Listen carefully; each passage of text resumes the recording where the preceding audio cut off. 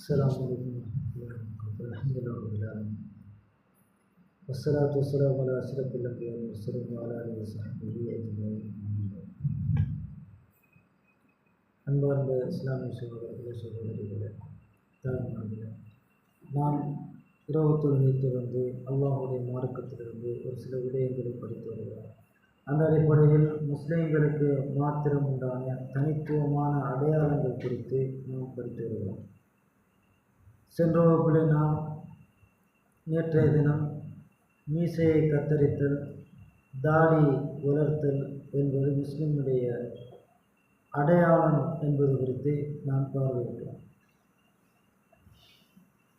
இன்றைய தினம் இப்படி நம்முடைய கண் பார்வைக்கு இவர் முஸ்லிம் தான் என்று நாம் அடையாளம் கண்டுவிட்டால் அவர்கள் மீது நாம் சலாம் சொல்லுவது கடமையாகிறது. அல்லாஹ்வுடைய தூதர் ஸல்லல்லாஹு அலைஹி வஸல்லம் அவர்கள் சொன்னார்கள், லா தப்தஉ அல்-யஹூத வலன் நஸாரா பிஸ்ஸலாம். நீங்கள் யூதர்களையோ கிறிஸ்தவர்களையோ நீங்கள் சந்தித்தால் அவர்களுக்கு நீங்கள் சலாத்தை கொண்டு ஆரம்பிக்காதீர்கள். ஃபைதா லகீதும் அஹதஹும் ஃபீ தரீகின், நீங்கள் அவர்களை ஒரு வழியில் நீங்கள் சந்தித்தீர்கள் என்றால் ஃபல்தர்ரூஹு இலா அல்யகிஹி, நீங்கள் அதாவது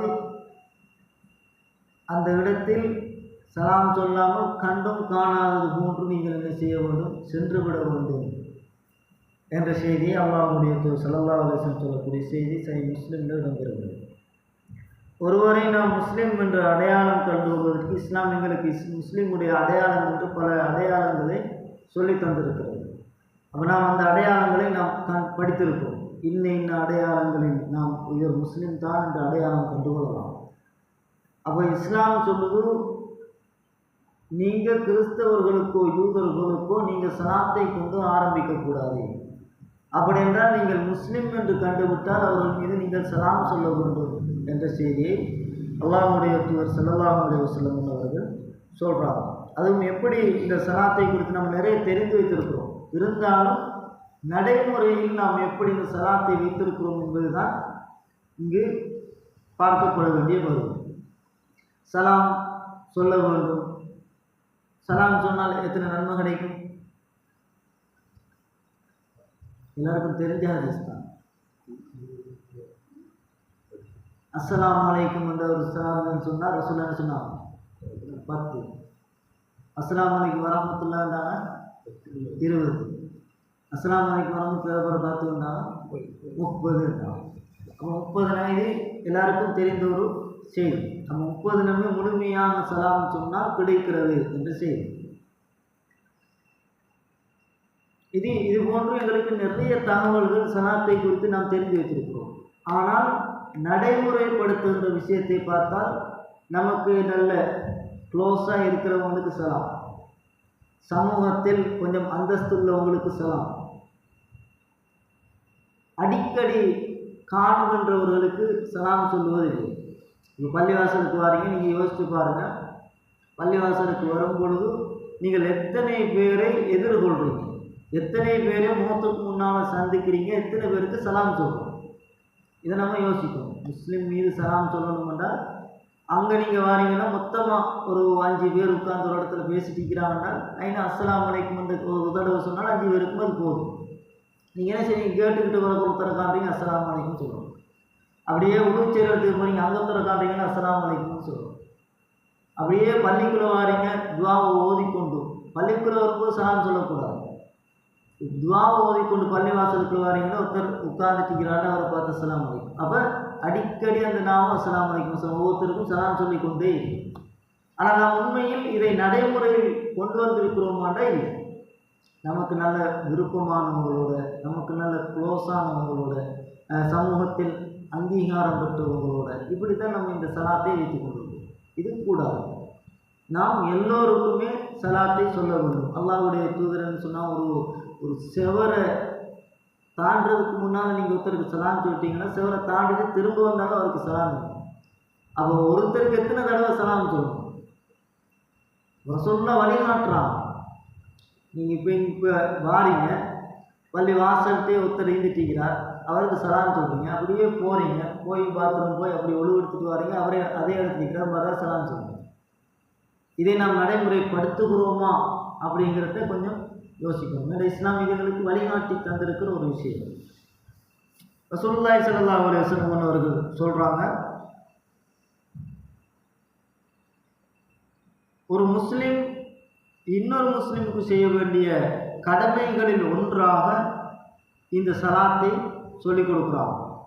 ஒரு சஹாபி வார, ஐயல் இஸ்லாமி ஹைர், அல்லாஹ்வின் தூதரே, இஸ்லாத்தில் சிறந்த அமல் எது, இஸ்லாத்தில் மிகவும் சிறந்தது எது என்று கேட்குறாங்க. ரசூலுல்லாஹ் சொல்லிக் கொடுக்குறாங்க, உணவளித்தல். உணவளித்தல் இஸ்லாத்தில் மிகவும் சிறந்த ஒரு அமல், சிறந்த காரியம். ரெண்டாவது சொன்னார்கள், வத்தக்ரவு சலாம அலாமன் நரப்த அமல்லம் தரு. நீங்கள் தெரிந்தவங்களுக்கும் தெரியாதவங்களுக்கும் சலாம் சொல்வது. உங்களுக்கு க்ளோஸானவங்களோட மட்டுமல்ல, பள்ளிவாசலுக்குள் புரிதாக ஒருவர் வருகிறார் என்றால் அவருக்கும் சலாம் சொல்லணும். நம்ம புதுசாக யாரை காண்றோம், இப்போ பள்ளிவாசல் வளாகத்தில் ஒருத்தரை காண்றோம், நிச்சயமாக முஸ்லீமாக தான் இருக்கணும், தொலை வந்தவராக தான் இருக்கணும். அதனால் நம்ம யார் எந்த ஊராருங்கிறத பார்க்கக்கூடாது. ரசூலுல்லாஹ் சொன்னாங்க, இஸ்லாத்தில் சிறந்தது என்னென்னா சலாம் சொல்கிறதல்ல. இஸ்லாத்தில் சிறந்தது சலாம் சொல்கிறதல்ல, உங்களுக்கு தெரிந்தவருக்கும் தெரியாதவருக்கும் சலாம் சொல்கிறது இஸ்லாத்தில் சிறந்தது. அப்போ இந்த நடைமுறையை நம்ம என்ன செய்யணும், எடுத்துக்கொள்ள வேண்டும். அல்லாஹ்வுடைய தூதர் ஸல்லல்லாஹு அலைஹி வஸல்லம் அவர்கள் இன்னொரு செய்தி சொல்கிறாங்க, ஒரு முஸ்லீம் இன்னொரு முஸ்லீமுக்கு செய்ய வேண்டிய கடமைகளில் ஒன்றாக அல்லாஹ்வுடைய தூதர் சொல்கிறாங்க. ஒரு முஸ்லீம் இன்னொரு முஸ்லீமுக்கு செய்ய வேண்டிய கடமைகள் 5 என்றாங்க. அதில் 1வதாக சொன்னார்கள், ரத்து சலாம், சலாத்துக்கு பதில் சொல்கிறது. ஒருத்தர் சலாம் சொன்னால் பதில் சொல்கிறது வாஜிப். எப்படி அந்த ஹதீஸ் வருது என்றால், ஹம்சுன் தஜிபுலில் முஸ்லிமி அலாஹிஹி, 5 விஷயங்கள் இருக்கிறது.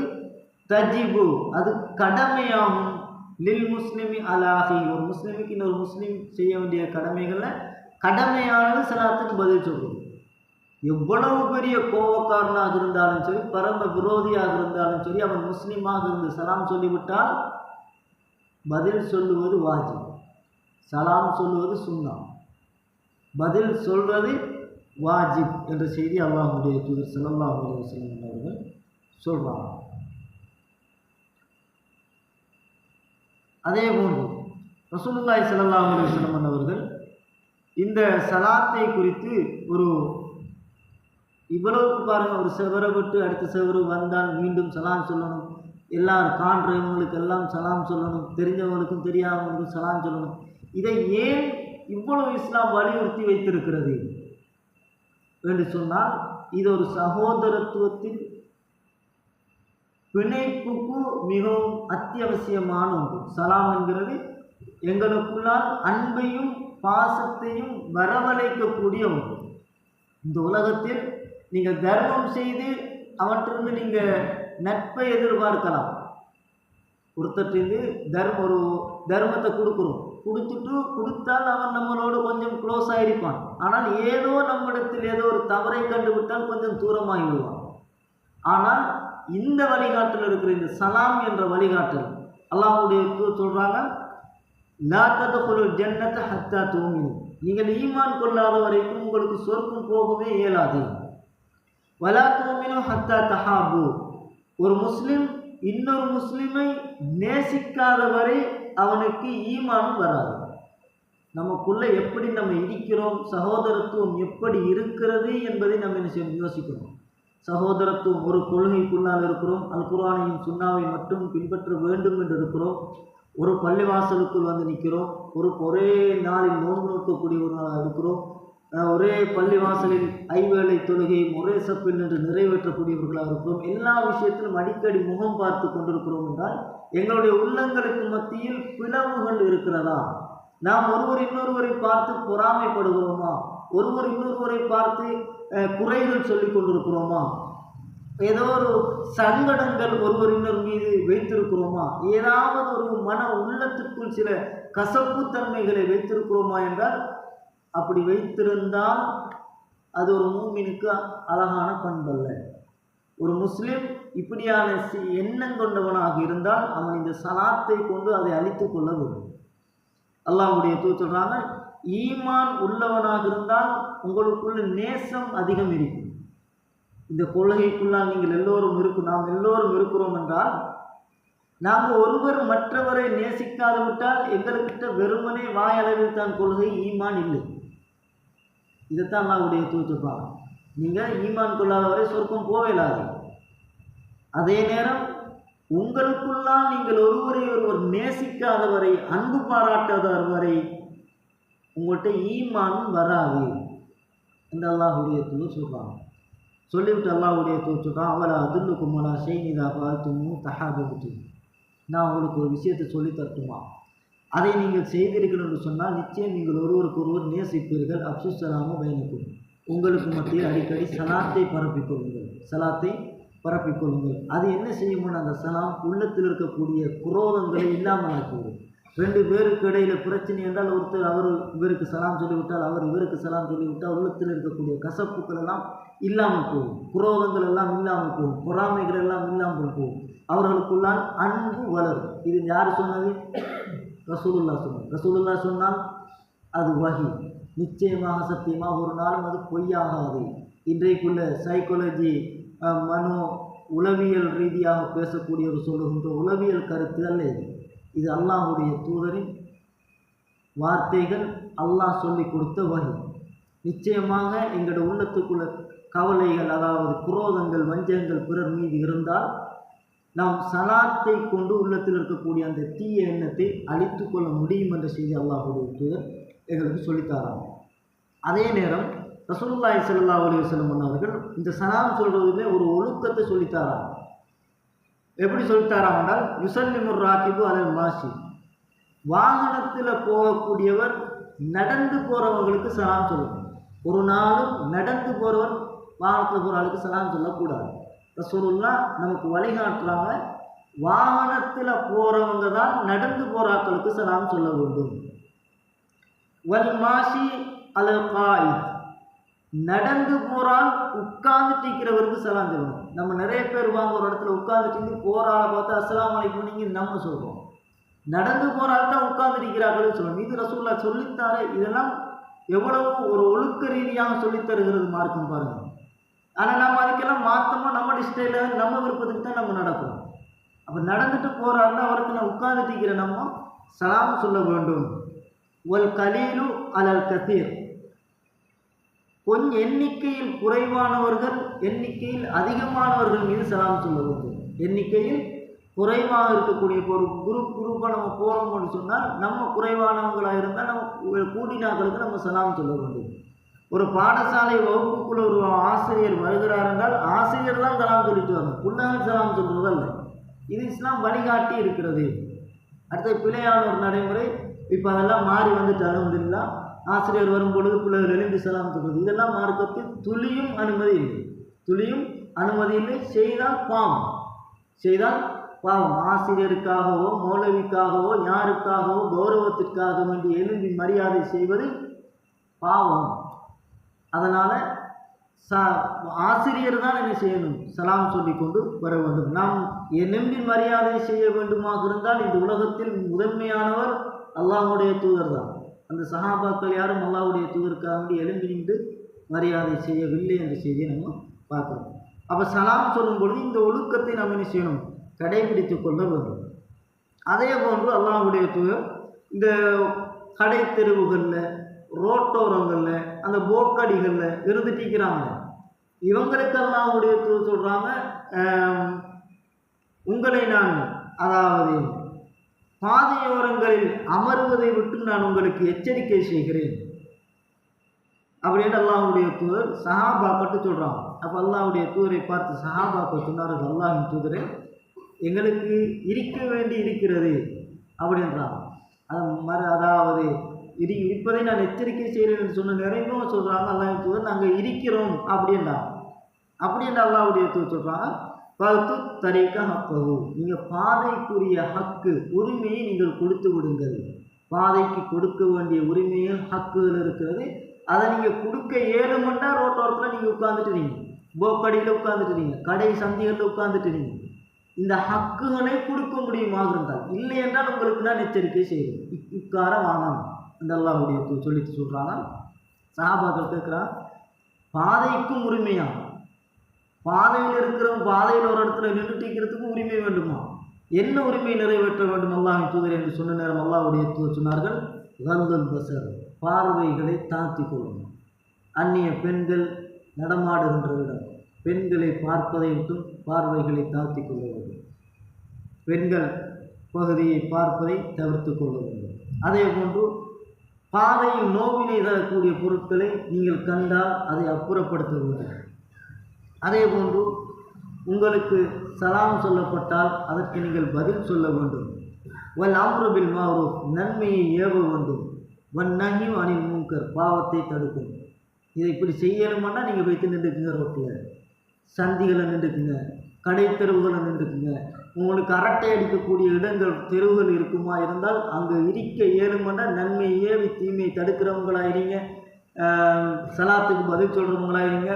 பார்வைகளை தாழ்த்துக்கணும். இன்றைக்கி ரோட்டில் சந்தையில் நிற்கிறது எல்லாமே பொம்பளை பிள்ளைகளை பார்க்குறதுக்கு தான். ஸ்கூல் விட்டு வார நேரமும் கிளாஸ் போகிற நேரமும் அந்த இந்த நேரங்களில் பார்க்குறதுக்குண்டே தான் இங்கே போய் நிற்கிறது.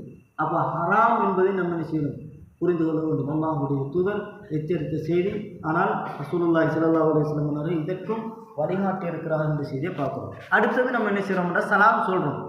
இப்போ நம்ம பாத்ரூம் போய் வரோம், பாத்ரூம் போய் வருகிற நேரம் மலசலகூடம் போய் வாரோம். அப்போ நம்ம உள்ளே கேட்குற அந்த தண்ணீரை கொண்டு தான் சுத்தம் செய்து விட்டு வந்திருக்கிறோம். அப்போ ரசூலுல்லாஹி ஸல்லல்லாஹு அலைஹி வஸல்லம் அவர்கள் எப்போ மண்ணை போட்டு சுத்தம் செய்வாங்க, மண்ணை தேய்ச்சி சுத்தம் செய்வாங்க. இப்படி நம்ம அப்படி மலசலகூடம் போயிட்டு வாரம் கையை சுத்தம் செய்வதற்கு முன்னாலே நம்மளை பார்த்து ஒருத்தர் சலாம் சொல்லிட்டார். இப்பொழுது நீங்கள் சலாத்துக்கு பதில் சொல்லக்கூடாது, சலாத்துக்கு பதில் சொல்லக்கூடாது. ஏனென்றால் ரசூலுல்லாஹி ஸல்லல்லாஹு அலைஹி வஸல்லம் அவர்கள் ஒரு நாள், இது இந்த செய்தி சாய் முஸ்லிமில் வருது, அன்ன ரஜுலம் மர்ற வரசூலுல்லாஹி ஸல்லல்லாஹு அலைஹி வஸல்லம் யபூல். ரைட், இந்த செய்தி வந்து மலசல, அதாவது சிறுநீர் கழித்து கொண்டிருக்கின்ற பொழுது யாராவது சலாம் சொன்னால் அவருக்கு பதில் சொல்லக்கூடாது. சிறுநீர் கழித்து கொண்டிருக்கிற நேரம் அஸ்ஸலாமு அலைக்கும் பதில் சொல்லக்கூடாது. இன்னொரு செய்தி, மலசலகுடத்தில் இந்த அல்லாஹ்வுடைய தூதர் மலசலகுடம் தேவையை நிறைவேற்றி விட்டு வாராங்க. கையை கழுவுறதுக்கு முன்னால் ஒருத்தர் சலாம் சொன்னாங்க. அல்லாஹ்வுடைய தூதர் சலாத்துக்கு பதில் சொல்லவில்லை, மௌனமாக வந்தாங்க. கையை மண் போட்டு சுத்தம் செய்ததற்கு பின்னால் வலைக்கும் அஸ்ஸலாம் வரஹ்மத்துல்லாஹி வபரகாத்துஹு. சலாத்துக்கு பதில் சொல்வதாக இருந்தால் மலசலகூடம் போய் வந்திருந்தோம் என்றால் கையை சுத்தம் செய்து விட்டு தான் நம்ம பதில் சொல்ல வேண்டும் என்று செய்தி அல்லாஹ்வுடைய தூதர் எங்களுக்கு வழிகாட்டுகிறார் என்று செய்தியை பார்க்குறோம். அதே நேரம் ரசூலுல்லாஹி ஸல்லல்லாஹு அலைஹி வஸல்லம் அவர்கள் இன்னொரு தகவலை மட்டும் சொல்லிக்கொள்கிறேன். ரசூலுல்லாஹி ஸல்லல்லாஹு அலைஹி வஸல்லம் அவர்கள் சொன்னாங்க, இதா சல்லம அலைக்கும் அஹ்லுல் கிதாப், உங்களுக்கு சில க்ளோஸான மாற்று மதத்தவர்கள் இருப்பாங்க, அவங்களுக்கு சலாம் சொல்லுவாங்க, அவங்களுக்கு சலாம் சொல்லுவாங்க. அவ்வளோக்கு நட்பு வட்டாரத்தில் அவங்க இருப்பாங்க, அவங்கள பற்றி நல்லா தெரிஞ்சிருப்பாங்க. அவங்க அஸ்ஸலாமு அலைக்கும் அப்படியே நம்மளோட மதத்தின் அடிப்படையில் மார்க்கத்தின் அடிப்படையில் சலாம் சொல்லுவாங்க. அல்லாஹ்வுடைய தூதர் சொன்னாங்க, இதா சல்லம அலைக்கும் அஹ்லுல் கிதாப், வேதக்காரர்கள் உங்களுக்கு சலாம் சொன்னால் நீங்கள் எப்படி பதில் சொல்லணும்னா ஃபகூலு வஅலைக்கும், மாற்று மதத்தவர்கள் உங்களுக்கு சலாம் சொன்னால் வஅலைக்கும் என்று மட்டும் நீங்கள் சொல்லுங்க, வேறு எந்த வார்த்தையும் அதிகப்படுத்தக்கூடாது. முஸ்லீம் சலாம் சொன்னால் வலைக்கும் அஸ்ஸலாம் வரஹ்மத்துல்லாஹி, அஸ்ஸலாம் வரஹ்மத்துல்லாஹ் வபரகாத்துஹு, மூன்றையும் சேர்த்து சொல்லுங்கள். மாற்று மதத்தவர்கள் சொன்னால் வஅலைக்கும் என்று மட்டும் நீங்கள் சொல்லுங்கள். எந்த இறை நிராகரிப்பாளர்களை பார்த்து நீங்கள் சலாத்தை கொண்டு ஆரம்பித்து விட வேண்டாம் என்று அல்லாஹ்வுடைய தூதர் சொல்கிறாங்க. அதே நேரம் இன்னொரு செய்தியை சொன்னார் ரசூலுல்லாஹ், சஹாபாக்கள் கேட்குறாங்க, அல்லாஹ்வின் தூதரே வேதக்காரர்கள் எங்களுக்கு சலாம் சொன்னால் நாங்கள் எப்படி பதில் சொல்லணும்? பாருங்கள் எந்த அளவுக்கு அவங்க நுணுக்கமாக இந்த விஷயத்தில் தேடி இருக்கிறாங்க. அப்போ நாங்கள் வேதக்காரர்கள் சலாம் சொன்னால் நாங்கள் எப்படி பதில் சொல்லணும் என்று கேட்குறாங்க. அப்போ ரசூலுல்லாஹி ஸல்லல்லாஹு அலைஹி வஸல்லம் சொல்கிறாங்க, அப்போ குலு வலைக்கும், நீங்கள் வலைக்கும் என்று மட்டும்தான் சொல்லணும் என்றாங்க. அதே நேரம் இன்னொரு செய்தி ரசூலுல்லாஹ் சொல்கிறாங்க, இன்னல் யஹூது, நிச்சயமாக யூதர்கள் இருக்கிறார்களே, இதா சல்லமு அலைக்கும், உங்களுக்கு சலாம் சொன்னால் யகூலு அஹதுஹும் அஸ்ஸாமு, அந்த யூதர்கள் எப்பவும் சலாம் சொல்லுவதாக இருந்தால் உங்களுக்கு அஸ்ஸாமு, நாசம் உண்டாகட்டும், அழிவுண்டாகட்டும் என்று சொல்லுவாங்க. நீங்கள் என்ன சொல்லுங்கள், வாலைக்கும் என்று மட்டும் சொல்லுங்கள். வாலைக்கும், அஸ்ஸாமு அலைக்கும் என்று அவன் சொல்லுவான். நீங்கள் அந்த அஸ்ஸாமுவை நீங்கள் பயன்படுத்த வேண்டாம், வாலைக்கும் என்று மட்டும் நீங்கள் சொல்லுங்கள் என்று அல்லாஹ்வுடைய தூதர் ஸல்லல்லாஹு அலைஹி வஸல்லம் அவர்கள் சொல்கிறாங்க. அப்போ இது மாற்று மதத்தவர்களுடைய விஷயத்தில் நாம் கடைபிடிக்க வேண்டிய ஒரு பகுதி என்பதையும் புரிந்து கொள்ளுங்கள். அதே நேரம் நீங்கள் அதிகமான பேர் அவங்களோட விஷயத்தில் இப்போ கையெடுத்து கும்பிடுற நடைமுறை, எமது சில முஸ்லீம் வாலிபர்கள் கூட மாற்று மத பாடசாலையில் படிக்கிற நேரம் அதை கட்டாயம் பேச வேண்டும். எந்த அளவுக்குன்னு சொன்னால், மாற்று மதத்து பாடசாலைகளுக்கு போகிறாங்க, அவங்க காலையிலே நேசரியில் இருந்து பழக்குகின்ற ஒரு நிலை என்னென்றால், அவங்க டீச்சரை சந்தித்தோடனே ஓடி போய் காலில் விழும்.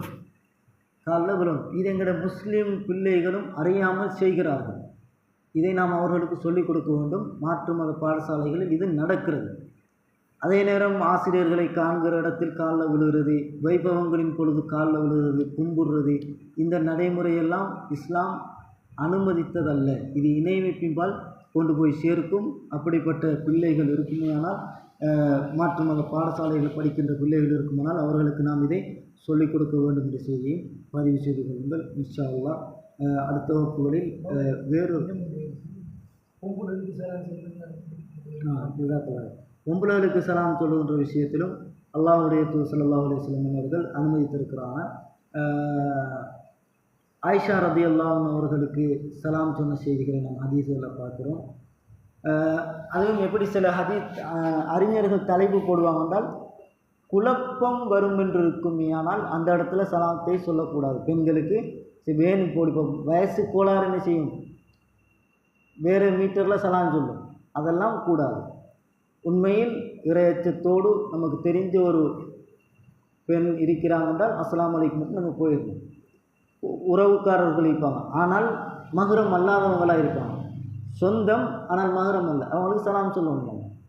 உதாரணமாக இப்போ மஹ்ரம் அல்லன்னு சொன்னால், எங்களோட மாமிட மகள், சாச்சிட மகள், பெரியப்பட மகள், பெரியம்மட மகள், இதெல்லாம் நமக்கு மஹ்ரம் அல்லாதவர்கள். அவங்களுக்கு நம்ம சலாம் சொல்லலாம், சலாம் சொல்ல வேண்டும் என்ற செய்தியை புரிந்து கொள்ளுங்கள். இது அனுமதி, சலாம் சொல்ல வேண்டும் என்கிறது. ரசூலுல்லாஹி ஸல்லல்லாஹு அலைஹி வஸல்லம் அவர்கள் உரை நிகழ்த்துகின்ற அந்த நேரத்திலும் சலாம் சொல்லியிருக்கிறார்கள் என்ற செய்தியை நம்ம பார்க்கலாம். ஆயிஷா ரலியல்லாஹு அன்ஹா அவருக்கு. அதே நேரம் இன்னொரு தகவலையும் பயன் சொல்லுவாங்க, நம்ம இப்போ ஒருத்தருக்கு சலாம் சொல்லி அனுப்புறது. அங்கே போனால், அந்த நோயாளியை பார்க்க போனால், நான் சலாம் சொன்னதாக சொல்லுங்கள். இதுவும் அல்லாஹ்வுடைய தூதர் வழிகாட்டி இருக்கிற விஷயம். நீங்கள் ஆயிஷா ரலியல்லாஹு அன்ஹா இடத்துல மார்க்க விஷயத்தை கேட்பதற்கு சிலர் வாராங்க வெளிக்கிராமத்தில் இருந்து. அப்போ அந்த நபித்தோழர் சொல்லியிருக்கிறாங்க, நீங்கள் ஆயிஷா ரலியல்லாஹு அன்ஹா சந்தித்தால் நான் அவர்களுக்கு சலாம் சொன்னதாக சொல்லுங்கள் அப்படின்னு சொல்லி அனுப்புகிறாங்க. அப்போ சலாம் சொன்னதாக சொல்லி அனுப்ப வேண்டும். அப்படி சலாம், இப்போ ஒருத்தருக்கு நீங்கள் அங்கே போய் அவருக்கு நான் சலாம் சொன்னதாக சொல்லுங்கள் அப்படின்னு சொன்னால், அவர் பதில் சொல்லுகின்ற முறை வித்தியாசம். எப்படி பதில் சொல்லணும்? வஅலைக்க வஅலைஹிஸ்ஸலாம். பெண்ணாக இருந்தால் உம்மா சலாம் சொல்லி அனுப்புகிறாங்க, வஅலைக்க வஅலைஹஸ்ஸலாம், வஅலைஹஸ்ஸலாம். ஆணாக இருந்தால் வஅலைக்க வஅலைஹிஸ்ஸலாம். அப்போ பெண்களுக்கு சலாம், அவங்களுக்குள்ள வஅலைஹஸ்ஸலாம் அப்படின்ற வார்த்தையை பயன்படுத்தணும். ஆண்களாக இருந்தால் வஅலைக்க வஅலைஹிஸ்ஸலாம் என்று பதில் சொல்ல வேண்டும். சலாம் சொல்லி அனுப்பப்பட்டார். சலாம் என்கிறது மிக முக்கியமான ஒரு பகுதி. அல்லாஹ் ஆதமுக்கு படைச்ச ஆரம்பத்திலேயே போய் மலக்குமாரை சந்திச்சுட்டு வாங்க அப்படின்னு, நான் எப்படி பேசுகிறதுன்னு கேட்டாங்க. அப்போ அல்லாஹ் சொல்லி கொடுத்து அனுப்புகிறான், அஸ்ஸலாமு அலைக்கும் என்று. அஸ்ஸலாமு அலைக்கும் என்று சொல்லுங்கள். அப்போ மலக்குமார்கள் எல்லோரும் அஸ்ஸலாமு அலைக்கும் வரஹ்மத்துல்லாஹ் என்று சேர்த்து சொன்னார்கள். வலைக்கும் அஸ்ஸலாம் என்று சொல்லுங்கள், ஆரம்பம் அது, சலாத்தின் ஆரம்பம். அஸ்ஸலாமு அலைக்கும் வரஹ்மத்துல்லாஹ் என்று மறுமொழி அளித்தார்கள் செய்தி. அப்படின்ற செய்தி நான் பார்க்குறோம். வானத்தில் ஒவ்வொரு வானத்துக்கும் நபிகளார் ஸல்லல்லாஹு அலைஹி வஸல்லம் மீராஜ் பயணம் போன நேரம் ஒவ்வொரு வானத்திலும் நபிமார்களை கண்டாங்க. எல்லாரும் சலாம் சொன்னாங்க. அவ்வளவு நபிமார்கள் சலாம் சொன்னாங்கன்னா, இது முதல் மனிதர் ஆதம் அலைஹிஸ்ஸலாம் படைக்கப்பட்டது தொடக்கம் இன்று வரைக்கும் மறுமை வரைக்கும் இருந்து கொண்டே வருகின்ற ஒரு சுன்னா தான் இந்த சலாம் என்கிற பகுதி என்கிறதை. அந்த நடைமுறை அனுமதி இல்லை. அப்படி சலாம் சொல்லி அனுப்புறது, அது மையவாடிக்கு போய் சலாம் சொல்கிறதெல்லாம் அனுமதி இல்லை. அதுக்கு முசாபா செய்கிற விஷயத்தில் பெண்கள் பெண்களோடு முசாபா செய்கிறது, ஆண்கள் ஆண்களோடு முசாபா செய்கிறது அனுமதி இருக்குது. அதுக்கு தான் முசாபஹா. அதாவது முசாபஹா என்றால் கை கொடுத்தல், முஆனகா என்றால் கட்டி அணைத்தல். கட்டி பிடிக்கிறதுங்கிறதுக்கு முஆனகா. முசாபஹா என்றால் ஒரு கையை கொடுத்து இன்னொரு கையை கொடுத்து சலாம் கொடுத்து, இதுக்கு அனுமதி இருக்குது.